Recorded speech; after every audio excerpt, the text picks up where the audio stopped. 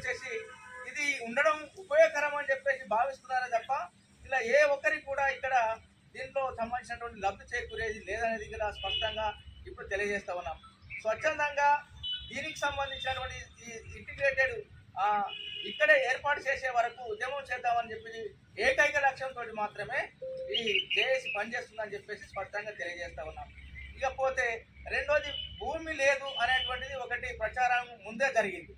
ఇది ముందెందుకు జరిగింది అని అంటే భూమి లేదు భూమి లేదు భూమి లేదు అని అంటే భూమి లేదని చెప్పేసి అందరూ కూడా దీని గురించి ఎవరు పట్టించుకోరనేటువంటి ధోరణితోటి ఆ ప్రచారం కొనసాగించారనేది ఇక్కడ స్పష్టంగా అర్థమవుతుంది. వాస్తవంగా తిమ్మాపూర్ శివార్లో ఖానాపూర్ నడిబొడ్డున 110 ఎకరాల భూమి కోసం ఆనాడు కొట్లాట జరిగింది. మరి దానివల్ల అక్కడ ఇందిరమ్మ ఇల్లుకు సంబంధించినటువంటిది కూడా నిర్మించాలని చెప్పేసి చెప్పడం జరిగింది. ఆ విధంగా వైఎస్ఆర్ హయాం లోపలనే ఈ భూమికి సంబంధించి 110 ఎకరాలు సేకరించడం జరిగింది. అంటే 110 ఎకరాలకు సంబంధించినటువంటి మనం చూస్తే దాదాపు 79 ఎకరాలకు సంబంధించినటువంటి భూమి ఏదైతే ఉందో అది పట్టదారులకు నష్టపరిహారం చెల్లించి ఎకరాన 91,000 చెల్లించి వారి వద్ద నుంచి తీసుకోవడం అనేటువంటి జరిగింది. ఒకటి. రెండోది సర్వే చేస్తున్నటువంటి సందర్భంలోనే అదే భూమిలో 30 ఎకరాల భూమి దాదాపు 30 ఎకరాల చిల్లర భూమిని ప్రభుత్వం మిగులు భూమిగా చేసింది. అంటే మొత్తం 110 ఎకరాల భూమి. ఈ 110 ఎకరాల భూమి నుంచి ఇప్పుడు ఎవరైతే చెప్తున్నారో అధికారులు భూమి లేదని చెప్తున్నారో అందులో కేటాయింపులు జరిగినాయని చెప్తున్నారో ఆ కేటాయింపులకు సంబంధించి ఇప్పటి వరకు అధికారికంగా వాళ్ళు ఏ ప్రొసీడింగ్ ద్వారా దాని పద్ధతిని అనుసరించి రూల్స్ చేశారో ఇప్పటి వరకు దానికి సంబంధించిన సమాచారం ఈనాటికి లేదు. ఒకవేళ కేటాయింపులు జరిగినాయని చెప్పినప్పటికీ కూడా ఇవాళ ఏదైతే డబుల్ బెడ్రూమ్కి సంబంధించినటువంటిది ఏదైతే నిర్మాణం జరిగి ఉన్నదో ఆ భూమికి సంబంధించినటువంటి సూచన ఎన్ని ఎకరాలలో ఆ భూమి ఉన్నది? మొత్తం 110 ఎకరాలలో ఆ నిర్మాణం జరగలే కదా. కానీ 3,000 మందికి ఆనాడు లేఅవుట్ ప్రకారంగా 3,000 మందికి లబ్ధిదారులను అక్కడ ఎంపిక చేయడానికి లేఅవుట్ తయారు చేయబడింది. అది గుంటన్నర చొప్పున లెక్కేసినా ఈ 110 ఎకరాలలో 3,000 మంది కన్నా లేఅవుట్ తయారు చేయబడింది. మరి 3,000 మందికి అక్కడ మనం ఇవాళ డబుల్ బెడ్రూమ్లు ఇవ్వలేదు లేదా ఇందిరమ్మ ప్లాట్లు ఇవ్వలేదు. ఏం జరిగింది? కొన్ని వాళ్ళు చెప్పే ప్రకారంగానే వాళ్ళు ఇచ్చిన రిపోర్ట్ ప్రకారమే 6 ఎకరాలనే డబుల్ బెడ్రూమ్లు నిర్మించడం చెప్తా ఉన్నారు. మరి 6 ఎకరాలను నిర్మిస్తే మిగతా భూమి అంతా ఎక్కడికి పోయినట్టు? అది మేము సూటిగా చేస్తారని అడుగుతున్నాం. ఇక రెండో విషయానికి వచ్చినప్పుడు ఇవాళ అక్కడ నిర్మాణం జరిగినది ఇప్పటి వరకు అధికారికంగా నిర్మాణం జరిగినాయి ఏమేమి భవనాలంటే ఒకటి గిరిజన భవనం జరిగింది. దానికి ఎన్ని గుంటలు కేటాయించారు అధికారికంగా ప్రకటించాలి. అక్కడ స్టేడియం ఇవాళ నిర్మాణం జరిగింది. ఆ స్టేడియానికి ఎంత భూమి కేటాయించాలో ఇప్పటి వరకు ఇవ్వట్లేదు అధికారులు. మరి ఈ 2 నిర్మాణాలు తప్ప డబుల్ బెడ్రూమ్ 3వ నిర్మాణం తప్ప ఇంకేమైనా నిర్మాణాలు జరిగినాయా? మరి ఇది ఎందుకు అధికారులు పరిగణలోకి తీసుకోవట్లేదు? మేము కేటాయించిన అక్కడ భూమి లేదని చెప్పేసి అంటున్నారు. కొందరు తెలియక 64 ఎకరాలే కదా మొత్తం భూమి తెలుసుకోవాలి కదా. తెలుసుకోకుండా 64 ఎకరాలు 62 ఎకరాలు కేటాయింపులేకపోయినాయి కదా.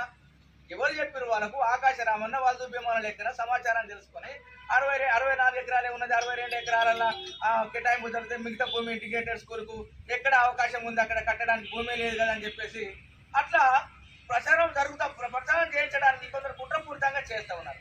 ఇది సరైనటువంటి విధానం కాదు, సరైనటువంటి పద్ధతి కూడా కాదని చెప్పేసి జేఎస్ తరఫున ఇలాంటి తప్పుడు వార్తలను తీవ్రంగా జేఎస్ తరఫున మేము ఖండిస్తూ ఉన్నాము. అదేవిధంగా ఇవాళ ఒక వార్త మీరు చాలా గమనించి ఉంటే పాత్రికేయ మిత్రులకు కూడా తెలుసు, వారు కూడా అనుభవాలు ఉన్నారు. ఇవాళ మనకు సంబంధించినటువంటిది ఒకటి ఏంటిది? ఇవాళ ఆనాడు ఫ్లోర్ లీడర్గా నేను ఉన్నాను అని ఇవాళ మన తాజా మాజీ చైర్మన్ గారు ఒక వీడియోలో మాట్లాడాలని ఇంటర్వ్యూ చేశాను.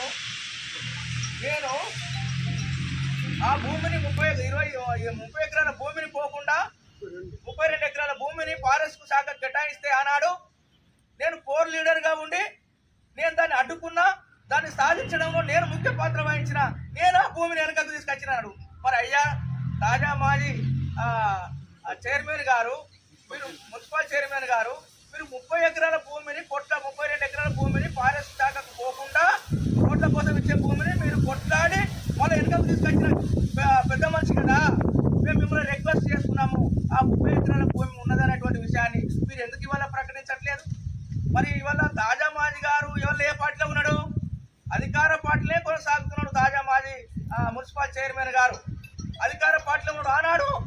ఆనాడు ప్రతిపక్షంలో కాంగ్రెస్ పార్టీలో కోర్ లీడర్ గా ఉన్నాడు.